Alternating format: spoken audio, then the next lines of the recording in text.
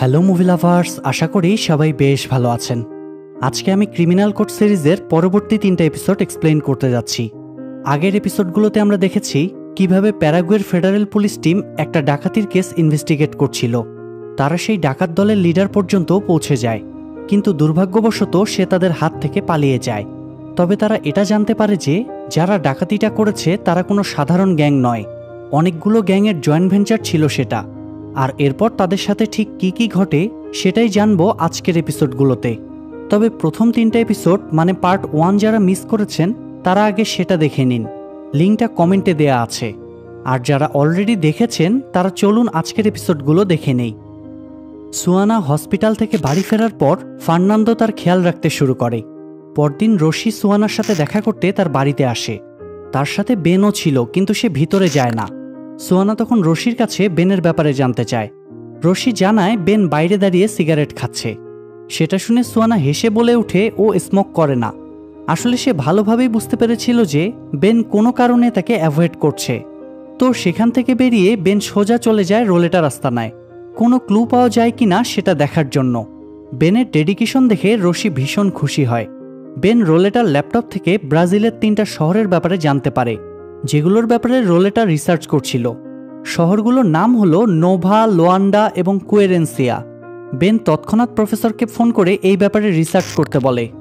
এদিকে সোলস তার গ্যাং নিয়ে ওই ম্যানেজারের পরিবারকে জিম্মি করে তাকে তাদের কথা মতো কাজ করতে বাধ্য করে।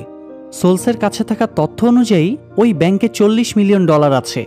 তার মানে এখান থেকেই সে অর্গানাইজেশনের $30 মিলিয়ন পরিশোধ করে দিতে পারবে। কিন্তু ম্যানেজার তাকে জানায় যে ব্যাংকে এত টাকা নেই। সেটা শুনে সোলসের মাথায় আকাশ ভেঙে পড়ে। তবে তার কাছে থাকা তথ্য তো ভুল হওয়ার কথা নয়। সোলস তাই ম্যানেজারকে এই ব্যাপারে জিজ্ঞেস করলে ম্যানেজার জানায় আসলে তাদের আরও একটা ব্রাঞ্চ আছে। এটা জানার পর সোলস তখন একই দিনে 2টো ব্যাংক ডাকাতি করার প্ল্যান বানায়, যা শুনে তার টিম মেম্বাররা ভীষণ ঘাবড়ে যায়। কিন্তু সোলস তার সিদ্ধান্তে অনড় থাকে। সিন শিফট হলে আমরা দেখতে পাই অর্গানাইজেশনের এক এজেন্টের মাধ্যমে মন্টেরা তাদের একটা গ্যাংয়ে জয়েন করতে যায়, আর সে নিজের পরিচয় দেয় মাস্কারা নামে। কিন্তু এসব ঠিক কেন সেটা জানতে আমাদের একটু অপেক্ষা করতে হবে। এরই মাঝে প্রফেসর ওই 3টা শহরের রহস্য খুঁজে বের করে। তার ধারণা মতে ডাকাত দল ওই 3টা শহরের মধ্যে কোনো একটাকে টার্গেট করেছে। সে এটাও জানায় যে এর আগে ব্রাজিলের মারিঙ্গা শহরে রোলেটাদের অ্যাক্টিভিটি দেখা গিয়েছে, আর মারিঙ্গা হলো লোয়ান্ডার খুব কাছে। তাই তারা মনে করে যে ডাকাতরা হয়তো লোয়ান্ডাকেই টার্গেট করেছে। মারিঙ্গাতে আগের কেসটা হ্যান্ডেল করেছিল অফিসার ভেন্দ্রামিন। সেটা শুনে বেন রশির কাছে মারিঙ্গা যাওয়ার পারমিশন চায়, যাতে সে ভেন্দ্রামিনের কাছ থেকে ইনফরমেশন কালেক্ট করতে পারে। রশি থেকে পারমিশনও দিয়ে দেয়। তখন ওয়েলহাম নামে ফেডারেলের নতুন ছেলেটা বেনের সাথে যেতে চায়, কারণ বেনের তো এখন কোনো পার্টনার নেই। কিন্তু রশি তার কথায় রাজি হয় না। তাই সে বিরক্ত হয়ে ইউরির কাছে গিয়ে তার ফ্রাস্ট্রেশনের গল্প শোনাতে শুরু করে। পুলিশ ডিপার্টমেন্টে জয়েন করার পেছনে তার একটাই উদ্দেশ্য ছিল যে সে মিশনে যাবে এবং ফাইট করবে, কিন্তু বাস্তবে তার কিছুই হয় না। সেখানে সে নিজের অজান্তেই ইউরিকে একটা ক্লু দিয়ে দেয়। কথা বলতে বলতে সে কুড়ালের নাম নেয়। তখন ইউরির মনে পড়ে যে তারা রোলেটার মার্ডারের ক্রাইম সিন থেকে অনেক ধরনের অস্ত্র পেয়েছে, কিন্তু রোলেটাকে যে কুড়ালটা দিয়ে কাটা হয়েছিল সেটা তো খুঁজে পায়নি। তাই ইউরি তাকে নিয়ে কুড়াল খুঁজতে বেরিয়ে পড়ে, আর সৌভাগ্যবশত তারা সেটা পেয়েও যায়। এটা দেখে রশি এবং ইউরি ওয়েলহামের উপর ভীষণ খুশি হয়। এদিকে বেন ব্রাজিলে পৌঁছে ভেন্দ্রামিনের সাথে দেখা করে। তাকে রিকোয়েস্ট করে সে যেন সোলসের কেসে ফেডারেলকে সাহায্য করে, কিন্তু ভেন্দ্রামিন তাকে সাহায্য করতে রাজি হয় না, কারণ রশির সাথে তার সম্পর্ক ভালো ছিল না। তাছাড়া সেদিন তার ছুটিও ছিল। তবে বেন তাকে বুঝিয়ে শুনিয়ে রাজি করায়। এরপর তারা অফিসে গিয়ে রোলেটার কেসের ব্যাপারে আলোচনা করে। সেখানে ভেন্দ্রামিন বেনকে জানায় যে তারা রোলেটাকে ধরার জন্য সব ধরনের প্রস্তুতি নিয়েছিল, কিন্তু সেদিন ডাকাতির পর তারা হঠাৎ উধাও হয়ে যায়। পুলিশ শহর থেকে বেরোনোর সব রাস্তায় পাহারা বসিয়েছিল, কিন্তু কেউ তাদের হদিস পায়নি। তো সেই রাতে হোটেলে ফিরে বেন ওই 3টা শহর নিয়ে রিসার্চ করতে বসে। সেখান থেকে সে একটা অদ্ভুত বিষয় জানতে পারে। সেটা হলো নোভা এবং লোয়ান্ডা শহর পাশাপাশি অবস্থিত, আর নোভা নদীর একদম কাছাকাছি। সেখান থেকে সে ধারণা করে যে ডাকাতরা মারিঙ্গা হয়ে নয়, বরং লোয়ান্ডা থেকে নোভা হয়ে নদীপথে পালায়। আর পুলিশরা তো সবসময় রাস্তাগুলো ব্লক করত, কিন্তু নদীপথের বিষয়টা তারা কেউই খেয়াল করেনি। পরদিন সকালে তাই বেন ওই নদীর কাছে চলে যায়। সেখানে সে নদীর পানিতে ডাকাতদের একটা গাড়ি ভেসে উঠতে দেখে, যেটা তারা আগেরবার ডাকাতির সময় ব্যবহার করেছিল। তার মানে তারা গাড়িগুলো পানিতে ভাসিয়ে দিয়ে স্পিডবোটে করে পালিয়ে যেত। বেন তখন ভেন্দ্রামিনকে সঙ্গে নিয়ে ওই গাড়িটা পানি থেকে বের করে আনে। গাড়িটার ব্যাকসিট খুলে ফেলা হয়েছিল যাতে সহজেই সেখানে টাকাগুলো ক্যারি করা যায়। এরপর সিন শিফট হলে আমরা দেখতে পাই মন্টেরাকে ওই গ্যাংয়ের লিডারের কাছে নিয়ে যাওয়া হয়। সেখানে তাকে একটা AK-47 বন্দুক 1 মিনিটের মধ্যে অ্যাসেম্বল করতে বলা হয়। যদি সে কাজটা করতে পারে তাহলে তাকে গ্যাংয়ে নেওয়া হবে। তবে মন্টেরা সবাইকে অবাক করে দিয়ে 1 মিনিটের মধ্যেই তার কাজটা শেষ করে ফেলে। সেটা দেখে লিডার ইমপ্রেস হয়ে যায়। গ্যাংয়ে জয়েন করার পর মন্টেরা ফোনে কাউকে সেখানকার আপডেট জানায়, কিন্তু সেটা ঠিক কে তা জানা যায় না। এদিকে সুয়ানা সুস্থ হওয়ার পর অফিস শুরু করার সিদ্ধান্ত নেয়। সেটা শুনে ফার্নান্দো আপসেট হয়ে যায়।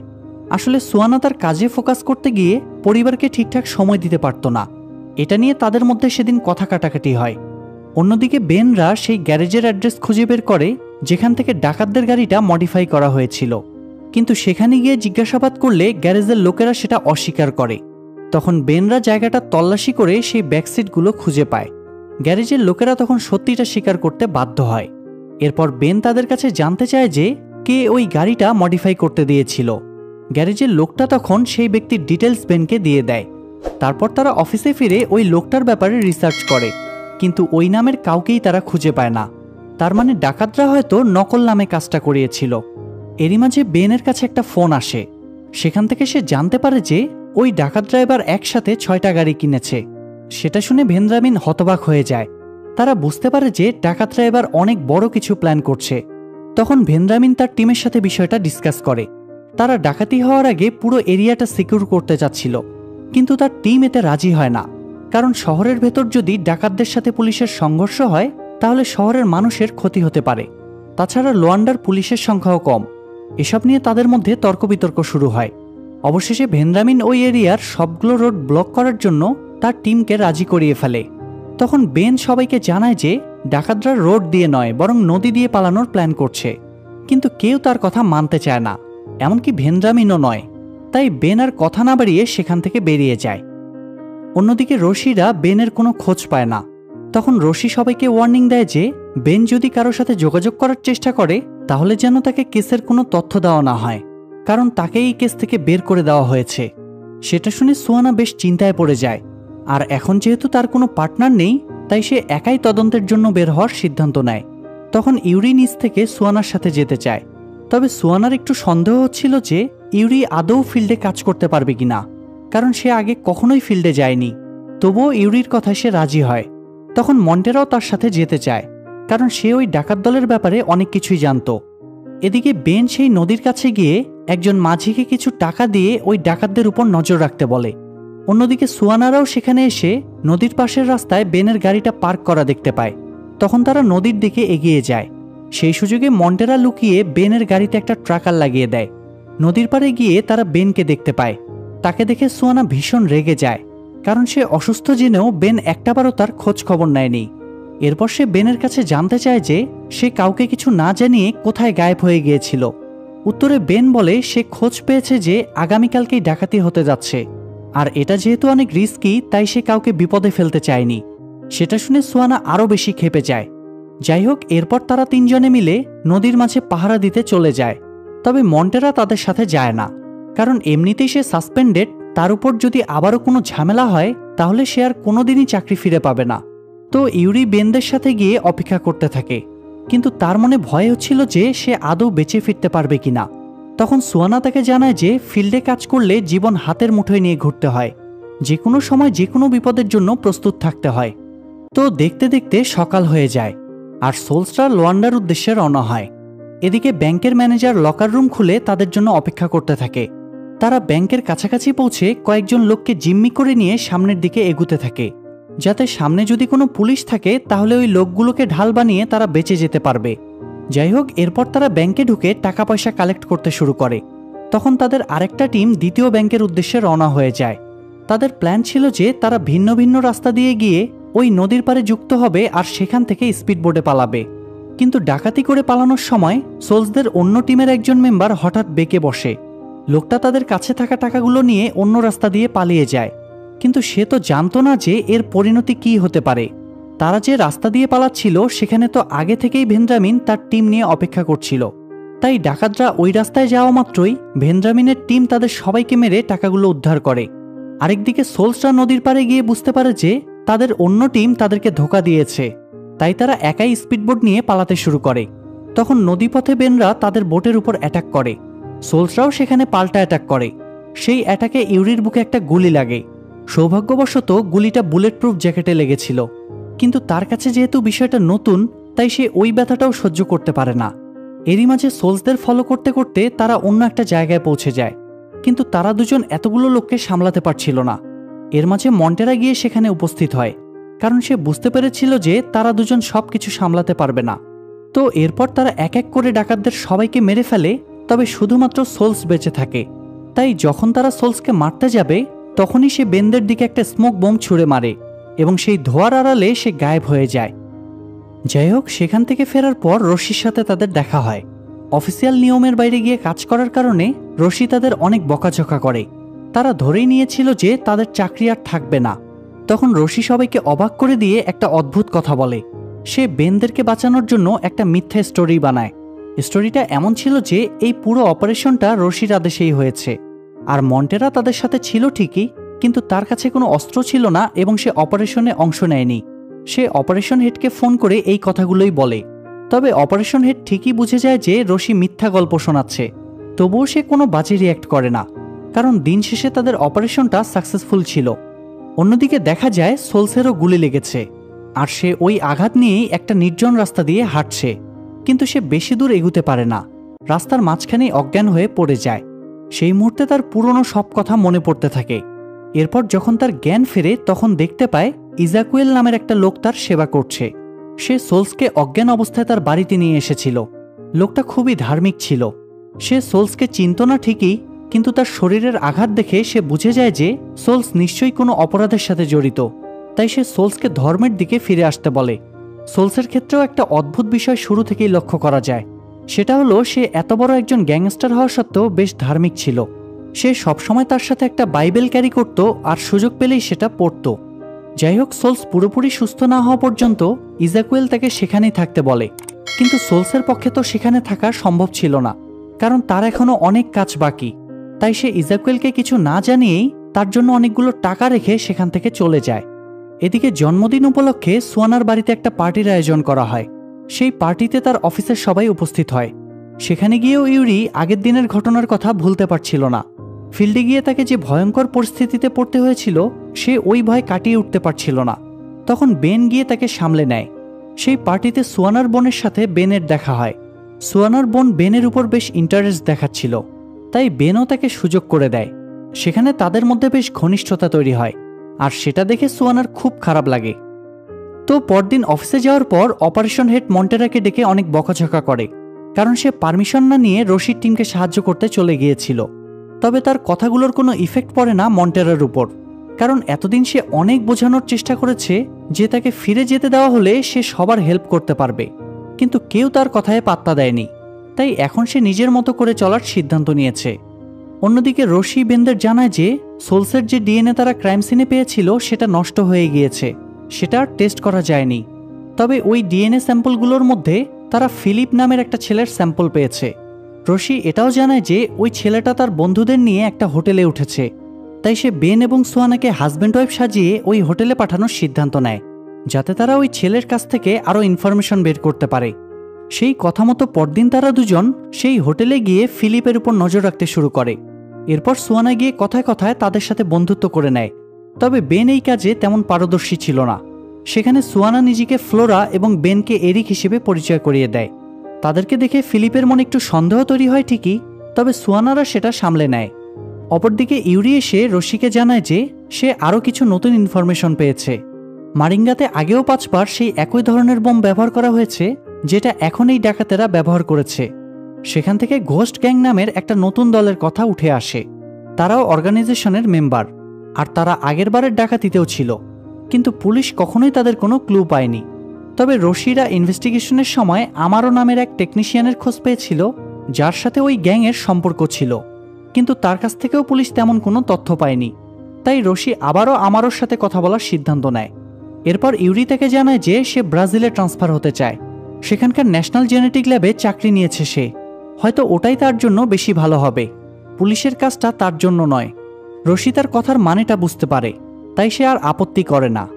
এদিকে ঘোস্ট গ্যাংয়ের লোকেরা অর্গানাইজেশন থেকে খবর পায় যে সোলস এবার তাদের সাথে কাজ করবে, কিন্তু ঘোস্ট গ্যাংয়ের লিডার আইজ্যাক তাতে রাজি হয় না, কারণ সে কখনোই সোলসকে পছন্দ করত না। তখন অর্গানাইজেশনের লোকটা তাকে বোঝায় যে এই কাজটা করার পর তার সাথে আর কখনোই সোলসের দেখা হবে না। তখন আইজ্যাক রাজি হয়। অন্যদিকে রশি আমারোকে অফিসে ডেকে এনে ঘোস্ট গ্যাংয়ের ব্যাপারে জানতে চায়। আমারও তাকে জানায় যে এই ব্যাপারে তার কোনো আইডিয়া নেই। তখন রশি তার ডিএনএ স্যাম্পল চায় টেস্ট করার জন্য, কিন্তু আমারও তাতে রাজি হয় না, কারণ তার নামে তো কোনো অফিসিয়াল ওয়ারেন্ট নেই। তখন রশি তাকে হুমকি দেয় যে সে যদি ডিএনএ স্যাম্পল দিতে রাজি না হয় তাহলে পুলিশ তার পুরনো কেস ফাইল বের করে রিইনভেস্টিগেট করবে। সেটা শুনে আমারও একটু ঘাবড়ে যায় আর ডিএনএ স্যাম্পল দিতে রাজি হয়ে যায়। স্যাম্পল কালেকশনের সময় সে ফেডারেলের নতুন ছেলেটাকে মানে ওয়েলহামকে টার্গেট করে। তাকে দেখেই আমারও বুঝতে পেরেছিল যে ছেলেটা নতুন জয়েন করেছে। তখন সে ওয়েলহামকে তাদের সাথে কাজ করার জন্য অফার করে, যার বদলে তাকে অনেক টাকা দেওয়া হবে। আর টাকার লোভে ওয়েলহামও সত্যি সত্যি রাজি হয়ে যায়। তার মূলত কাজ হচ্ছে ফেডারেল অফিস থেকে সব তথ্য ঘোস্ট গ্যাংয়ের কাছে পাচার করা। এরপর আমরা দেখতে পাই বেনরা রাতে হোটেলের নাইট ক্লাবে যায়। সেখানে তাদের সাথে ফিলিপদের দেখা হয়। তারা একসাথে অনেক আনন্দ করে। এরই মাঝে সুযোগ বুঝে সুয়ানা ফিলিপের সাথে থাকা মেয়েটার ব্যাগ চেক করে সেখানে কিছু ড্রাগস পায়। তখন সে দ্রুত মেয়েটার আইডি এবং ড্রাগসের ছবি তুলে নেয়। আর বেন যায় ফিলিপের ডিএনএ কালেক্ট করার জন্য। সে দেখে যে ফিলিপ একটা গ্লাসে মদ খেয়ে সেটা টেবিলের উপর রেখেছে। সে ওই গ্লাসটা নিতেই যাবে, এরই মাঝে ফিলিপদের গ্রুপের মধ্যেই ঝগড়া বেঁধে যায়, কারণ ফিলিপ তার বন্ধুদের মধ্যে একজনের গার্লফ্রেন্ডের সাথে ঘনিষ্ঠ হওয়ার চেষ্টা করেছিল। এমনকি সেই ঝগড়া থেকে বেনও পার পায় না। সেই গ্লাসটা নেওয়া মাত্রই গ্রুপের একটা ছেলে এসে তার উপর অ্যাটাক করে। তখন তার হাত থেকে গ্লাসটা পড়ে ভেঙে যায়, কিন্তু পরবর্তীতে আবার তাদের মধ্যে সবকিছু ঠিকঠাক হয়ে যায়। আর ততক্ষণে বেন ওই ছেলেগুলোর সাথে ভালো বন্ধুত্ব করে নেয়। পরদিন সকালে সুয়ানা বেনকে জানায় যে সে ওই মেয়েটার ব্যাপারে খোঁজ খবর নিয়েছে। মেয়েটার নাম হলো সিনথিয়া। সে একটা স্টোরে সেলস গার্ল হিসেবে চাকরি করে, কিন্তু তার বিলাসবহুল লাইফস্টাইল দেখে মনে হয় সে হয়তো কোনো বড় বিজনেস উম্যান। বিষয়টা বেনদের কাছে সন্দেহজনক মনে হয়, তাই তারা আরও ভালোভাবে বিষয়টা খতিয়ে দেখতে শুরু করে। এদিকে সোলস ঘোস্ট গ্যাংয়ের এরিয়াতে পৌঁছানোর পর গ্যাংয়ের একজন লোক এসে তার মুখে কাপড় বেঁধে তাকে সঙ্গে নিয়ে যায়, যাতে সে ওই এরিয়া চিনতে না পারে। মূল স্থানে পৌঁছানোর পর আইজ্যাক তাকে জানায় যে তারা একসাথে কাজ করছে ঠিকই, কিন্তু সোলসকে সবসময় তার কথা মতোই চলতে হবে। তবে সোলসের কাছে বিষয়টা ভালো লাগে না, কারণ সে আইজ্যাকের তুলনায় অনেক বেশি স্মার্ট এবং অ্যাক্টিভ ছিল। কিন্তু তার হাতে যেহেতু বেশি সময় ছিল না, তাই সে আইজ্যাকের কথায় রাজি হয়ে যায়। অন্যদিকে সুয়ানা গিয়ে সিনথিয়ার সাথে দেখা করে। সে সিনথিয়াকে জানায় যে তার সাথে এরিকের ঝগড়া হয়েছে। সিনথিয়া তখন সুয়ানাকে তার বেডরুমে নিয়ে যায়। সেখানে কথায় কথায় সুয়ানা বলে যে তার এখন একটু ড্রাগস নেওয়ার প্রয়োজন। তাই সে সিনথিয়াকে জিজ্ঞেস করে তার কাছে কোনো ড্রাগ পাওয়া যাবে কিনা। সিনথিয়া তখন তার জন্য ড্রাগস আনতে চলে যায়, আর ফিরে এসে দেখে সুয়ানা তার দিকে গান পয়েন্ট করে দাঁড়িয়ে আছে। সেটা দেখে সে ভীষণ ঘাবড়ে যায়। এরপর সুয়ানা তার কাছে জানতে চায় যে ফিলিপের সাথে তার কি সম্পর্ক, আর সে ওই ডাকাতদের ব্যাপারে কতটুকু জানে। সিনথিয়া প্রথমে পুরো বিষয়টা অস্বীকার করে। তখন সুয়ানা তাকে হুমকি দেয় যে সে যদি নিজ থেকে সবকিছু স্বীকার না করে তাহলে সেও ফিলিপদের সাথে ডাকাতির কেসে ফেঁসে যাবে, আর এতে সে আর তার মাকে বাকি জীবনটা জেলেই কাটাতে হবে। মায়ের কথা শুনে সিনথিয়া ভয় পেয়ে যায়, কারণ এই পৃথিবীতে আপন বলতে একমাত্র মাই ছিল তার। তাই সে সবকিছু স্বীকার করতে চায়। সুয়ানা তাকে আশ্বস্ত করে যে তার কোনো কথা রেকর্ড করা হবে না, আর তাকে এই কেস থেকে দূরে রাখা হবে। তখন সিনথিয়া জানায় যে তার এই বিলাসবহুল লাইফস্টাইলের পিছনে ফিলিপের হাত আছে। সে সিনথিয়ার নামের আড়ালে তার অবৈধ প্রপার্টিগুলো প্রোটেক্ট করত। একদিন সে ফিলিপের সাথে তার বন্ধু কাউয়ার বাড়িতে যায়। সেখানে তার সাথে টার্কাও নামের একটা লোকের দেখা হয়। কাউয়ারা তাকে গডফাদার হিসেবে মানত। সেই লোকটাই মূলত ফিলিপদের সাথে সোলসের পরিচয় করিয়ে দেয়, আর তারপর তারা প্যারাগুয়ের ওই ব্যাংক ডাকাতিতে অংশ নেয়। আর এই তথ্যের উপর ভিত্তি করে সুয়ানারা তখন ফিলিপদের অ্যারেস্ট করে, সেই সাথে সিনথিয়াকেও। সিনথিয়া বিষয়টা মেনে নিতে পারে না, কিন্তু সুয়ানারও কিছু করার ছিল না। যাই হোক, ফিলিপদের অ্যারেস্ট হওয়ার খবরটা তৎক্ষণাৎ পৌঁছে যায় আমারোর কাছে। তখন সে দ্রুত ঘোস্ট গ্যাংয়ের কাছে গিয়ে বিষয়টা জানায়। সেই সাথে সে এটাও জানায় যে পুলিশরা তার ডিএনএ স্যাম্পল কালেক্ট করেছে এবং সেখান থেকে সে তাদের সাথে কাজ করার জন্য নতুন একটা লোকও পেয়েছে। তবে গ্যাংয়ের লিডার আইজ্যাক তার কথায় পুরোপুরি বিশ্বাস করতে পারছিল না, কারণ পুলিশরা তাদেরকে ধরার জন্য যে কোনো ষড়যন্ত্র করতে পারে। তবে আমারও তাকে আশ্বস্ত করে যে ওই ছেলেটা তাদের কোনো ক্ষতি করবে না। এদিকে ফিলিপদের অ্যারেস্ট করে অফিসে ফেরার পর সুয়ানা জানতে পারে যে প্রফেসর টার্কাও নামের ওই গডফাদারের ব্যাপারে সব ইনফরমেশন বের করে ফেলেছে। লোকটা এর আগে 3 বার বিভিন্ন কেসে অ্যারেস্ট হয়েছে, আর বর্তমানে সে পন্টাপড়া নামের একটা এলাকায় বসবাস করছে। তাই রশি এবার তাদেরকে সেখানকার উদ্দেশ্যে রওনা হতে বলে। এরপর সিন শিফট হলে আমরা দেখতে পাই মন্টেরার কাছে সেই গ্যাংয়ের ফোন আসে। তারা খবর পেয়েছিল যে ফেডারেল পুলিশ যে কোনো সময় টার্কাওয়ের বাড়িতে অ্যাটাক করতে পারে, তাই তারা সেখানে গিয়ে পুলিশের উপর অ্যাটাক করার প্ল্যান বানায়, আর মন্টেরাকেও তাদের সাথে যেতে বলে। মন্টেরা তখন তাদের সাথে যেতে রাজি হয়ে যায় এবং তারা সবাই টার্কাওয়ের বাড়ির উদ্দেশ্যে রওনা হয়। তবে ততক্ষণে বেন সেখানে পৌঁছে টার্কাওয়ের কাছে সোলস এবং কাওয়ার ব্যাপারে জিজ্ঞাসাবাদ করতে শুরু করে। এমন সময় সেখানে টার্কাওয়ের মেয়ে চলে আসে, তবে টার্কাও তাকে কিছু বুঝতে দেয় না। কিন্তু সে বেনদের কিছু বলার আগেই মন্টেরাদের গ্যাং সেখানে পৌঁছে তাদের উপর অ্যাটাক করে। তারা টার্কাওয়ের মেয়েকে জিম্মি করে নেয়। তখন বেন এবং সুয়ানা ওই মেয়েটাকে বাঁচানোর চেষ্টা করে, কিন্তু তারা কিছু করে ওঠার আগেই টার্কাও ওই লোকগুলোর সামনে গিয়ে তাদেরকে গুলি করতে শুরু করে। তখন অপরপক্ষ থেকেও টার্কাওয়ের উপর গুলি চালানো হয়, যার ফলে সে সেখানেই মারা যায়। এরই মাঝে ডাকাতদের একজন পিছন থেকে সুয়ানাকে গুলি করতে গেলে তখনই মন্টেরা গিয়ে সেই লোকটাকে মেরে ফেলে। তাদের সবার মুখে যেহেতু মাস্ক পরা ছিল, তাই সুয়ানা এখানে মন্টেরাকে চিনতে পারে না। কিন্তু তার কাছে বিষয়টা অদ্ভুত লাগে যে ডাকাত দলের লোক কেন তাকে বাঁচাতে যাবে। মিশন শেষে দেখা যায় মন্টেরা ফোনের মাধ্যমে কাউকে সবকিছুর আপডেট দেয়, কিন্তু লোকটা ঠিক কে সেটা এখনো জানা যায় না।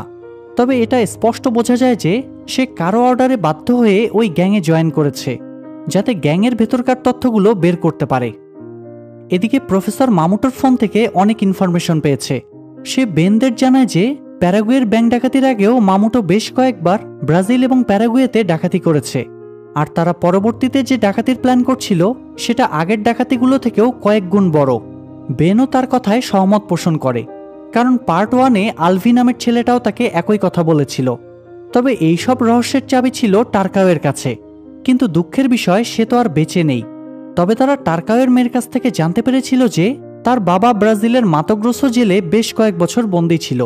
তাই সুয়ানা তখন প্রফেসরের কাছে জানতে চায় যে সে সেখানকার পুলিশ ডাটাবেস থেকে তথ্য বের করতে পারবে কিনা। প্রফেসর জানায় যে ওই জেলে কোনো অনলাইন ডাটাবেস মেনটেন করা হয় না, তাদের সবকিছু ফাইলে বন্দী। তখন বেন আর সুয়ানা রশির পারমিশন নিয়ে সেই মাতোগ্রোসো শহরের উদ্দেশ্যে রওনা হয়। সেখানে পৌঁছানোর পর তাদেরকে ডাটা রুমে নিয়ে যাওয়া হয়। সেখানে তারা শত শত ফাইল পড়ে থাকতে দেখে। এখন এতগুলো ফাইলের মধ্যে তাদের প্রয়োজনীয় তথ্যগুলো খুঁজে বের করা খুবই কঠিন। তবুও তারা হার মানে না। তারা নামের সিরিয়াল অনুযায়ী খুঁজতে শুরু করে। অনেক খোঁজাখুঁজির পর সৌভাগ্যবশত তারা টার্কাওয়ের ফাইলটা পেয়ে যায়। এরপর তারা তার জেলমেটদের খুঁজতে শুরু করে, কিন্তু সমস্যা হচ্ছে ওই ফাইলে সবার আসল নাম উল্লেখ ছিল, আর বেনরা শুধুমাত্র তাদের ছদ্মনাম জানত, যেটা ডাকাতরা নিজেদের মধ্যে কমিউনিকেশনের জন্য ব্যবহার করত। তবুও তারা হাল ছাড়ে না, একে একে সবার ফাইল চেক করতে থাকে। যেহেতু টার্কাও সেখানে 12 বছর বন্দী ছিল, তাই তার জেলমেটদের সংখ্যাও বেশি। আর সৌভাগ্যবশত বেন সেখান থেকে সোলসের ফাইলটা খুঁজে পায়, যার আসল নাম ছিল ওয়েলিংটন। এরপর তারা জেলারের সাথে কথা বলে জানতে পারে যে ওয়েলিংটন মানে সোলস ওই জেলে যাওয়ার পর পুরোপুরি বদলে গিয়েছিল। সে ধর্মের পথে চলে এসেছিল, আর এতে সবথেকে বড় অবদান ছিল জিটো নামের একজন লোকের। জিটো ওই এলাকার একটা চার্চের ফাদার। সেটা শুনে বেনরা তখন জিটোর সাথে গিয়ে দেখা করে। জিটোর কাছ থেকে তারা জানতে পারে যে সোলস ম্যারিড। মূলত জেলে যাওয়ার কয়েক মাস পর তার জন্য মনিকা নামের একজন নতুন লয়ার হায়ার করা হয়।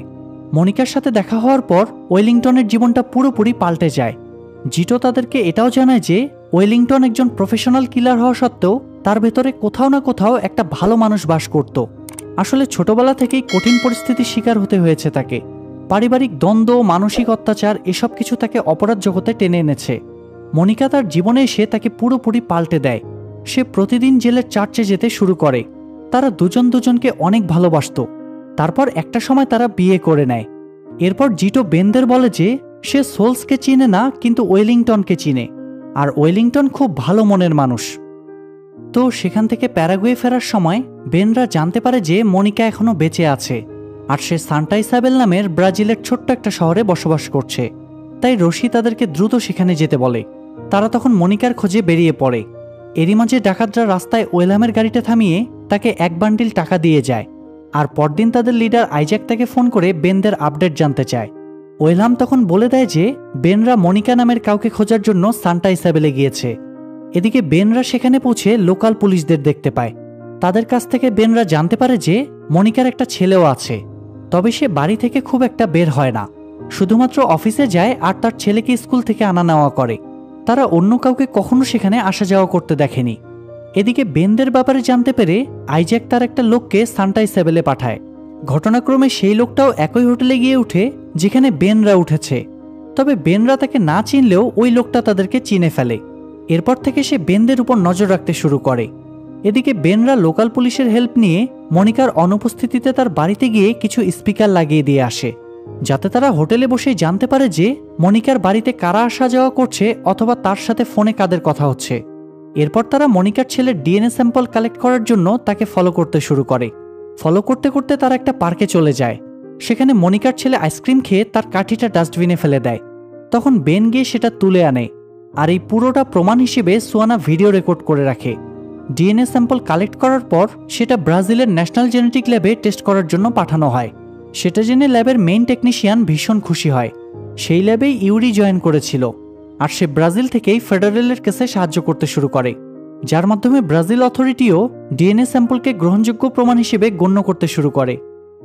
এদিকে আমরা দেখতে পাই আইজ্যাকের পাঠানো লোকটা বেনের অনুপস্থিতিতে তার রুমে ঢুকে সেখানে স্পিকার লাগিয়ে দেয়, আর সেই সাথে তার ব্যাপারে যতদূর সম্ভব তথ্য কালেক্ট করতে শুরু করে। এরই মাঝে বেনরা সেখানে চলে আসে, কিন্তু তারা লোকটাকে দেখার আগেই সে জানালা দিয়ে পালিয়ে যায়। আরেকদিকে সোলস জানতে পারে যে আইজ্যাক তার একটা লোককে সানটাইসেবেলে পাঠিয়েছে। তখন সে মনে করে যে তারা হয়তো তার পরিবারের ক্ষতি করতে চাচ্ছে, তাই সে দ্রুত সানটাইসেবেলে গিয়ে সেই লোকটাকে পাকড়াও করে। তখন লোকটা তাকে জানায় যে সে তার পরিবারের কোনো ক্ষতি করতে চায় না, বরং সে ফেডারেল এজেন্টদের হাত থেকে তাদেরকে প্রোটেক্ট করার চেষ্টা করছে। সে সোলসকে জানায় যে বেনরা মনিকার বাড়িতে স্পিকার সেট করেছে আর তার ছেলের ডিএনএও নিয়েছে।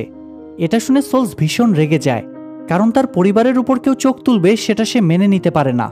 তখন সে লুকিয়ে মনিকার বাড়িতে গিয়ে একটা পার্সেল রেখে চুপচাপ বেরিয়ে আসে, কারণ সে জানতো যে সে কথা বললেই বেনরা জেনে যাবে। সেখান থেকে বের হয়ে সে মনিকাকে ফোন করে কৌশলে ওই পার্সেলটার কাছে যেতে বলে, আর ওই পার্সেলের প্যাকেটে লেখা ছিল যে তার বাড়িতে স্পিকার লাগানো হয়েছে। মনিকা তখন বিষয়টা বুঝতে পারে। এরপর সোলস তার সাথে এমনভাবে কথা বলে যে বেনরা বুঝতেই পারে না সে ওই শহরেই আছে। তবে বেনরা তখন প্রফেসরের মাধ্যমে লোকেশন ট্রেস করে জানতে পারে যে সোলস ওই শহরেই একটা গোডাউনে আছে। বেনরা তখন লোকাল পুলিশকে বিষয়টা জানিয়ে সেই জায়গার উদ্দেশ্যে রওনা হয়। তবে তাদের আগেই লোকাল পুলিশরা সেখানে পৌঁছে যায়। সেখানে গিয়ে দেখে সোলস সেখান থেকে চলে গিয়েছে, আর সেখানে একটা টাইম বম সেট করে রেখে গিয়েছে যেটা কিছুক্ষণের মধ্যেই ফেটে যাবে। ফলে বেনরা সেখানে পৌঁছতে না পৌঁছতেই বোমটা ব্লাস্ট হয়ে যায়, আর লোকাল পুলিশ অফিসাররাও তাতে মারা যায়। বেনরা বুঝতে পারছিল না যে তাদের ব্যাপারে সোলস জানলো কিভাবে। তারা ধরে নেয় যে তাদের টিমের কেউ হয়তো সোলসকে সাহায্য করছে, আর তাদের সন্দেহ যায় মন্টেরার উপর। এদিকে মন্টেরা তার গ্যাংয়ের সাথে মিলে ডাকাতির প্ল্যানিং করতে থাকে, আর সেই সাথে তার গ্যাংয়ের লোকদের উপর নজর রাখতে থাকে। এরপর ডাকাতির দিন ঘোস্ট গ্যাংয়ের সবাই ফেডারেল পুলিশের পোশাকে একটা শিপিং কোম্পানিতে অ্যাটাক করে, কারণ তারা খবর পেয়েছিল যে সেখান থেকে গোল্ডের শিপমেন্ট পাঠানো হবে। তারা গিয়ে সেখানকার এমপ্লয়ীদের জিম্মি করে তাদের মধ্য থেকে একজনকে নিয়ে সেই গোল্ডের কন্টেনার খুঁজে বের করে। সেখান থেকে তারা 1 টনেরও বেশি গোল্ড পায়, কিন্তু সেটা নিয়ে বেরোনোর সময় বাধে বিপত্তি। গোল্ডের ওজন বেশি হওয়ায় তারা গাড়ি নিয়ে এগুতে পারছিল না। তখন সোলস বাকিদের গাড়ি থেকে নেমে যেতে বলে যাতে গাড়িটা একটু হালকা হয়। তখন বাকিরা অন্য গাড়িতে চলে যায়, আর সোলস গোল্ড বারগুলো নিয়ে সেখান থেকে বেরিয়ে আসে। কিন্তু প্রশ্ন হচ্ছে, ডাকাতি তো ঘোস্ট গ্যাং করলো, তাহলে মন্টেরার গ্যাং কোথায়? আর বেনরা কি এবার সোলসকে খুঁজে বের করতে পারবে? সেসব আমরা জানতে পারবো পরের ভিডিওতে। আর পরের ভিডিওটাই যেহেতু শেষ ভিডিও, তাই কোনোভাবেই সেটা মিস করবেন না, তাহলে কিন্তু আসল রহস্যটাই অজানা থেকে যাবে। যাই হোক, লাইক কমেন্টের কাজটা সেরে ফেলুন, আর চ্যানেলে নতুন হয়ে থাকলে সাবস্ক্রাইব করে বেল বাটনটি অল প্রেস করে রাখুন।